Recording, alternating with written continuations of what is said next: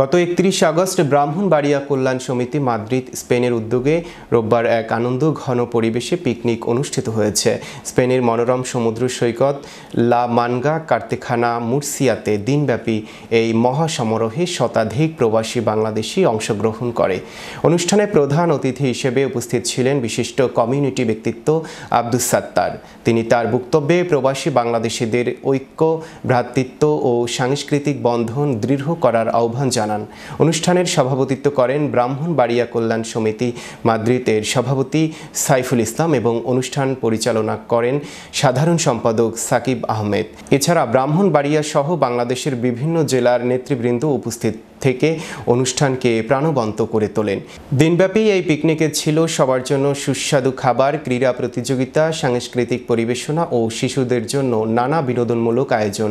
প্রবাসীরা পরিবার পরিজন নিয়ে সমুদ্র সৈকতের সৌন্দর্য উপভোগ করার পাশাপাশি একে অপরের সাথে মিলিত হয়ে আনন্দ ঘন সময় কাটান। সমাজ গড়ে তুলতে হয়।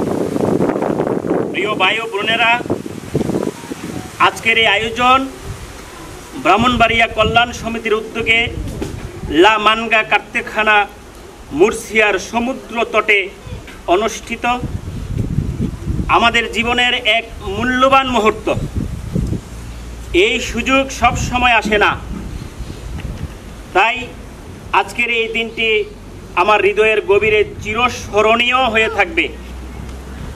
আমি জীবনের অনেক কিছু দেখেছি, অনেক অর্জন করেছি, অনেক সম্পদ ও টাকার পাহাড় দেখেছি, কিন্তু আমি শিখেছি এই দুনিয়ার কিছুই আমাদের সাথে যাবে না।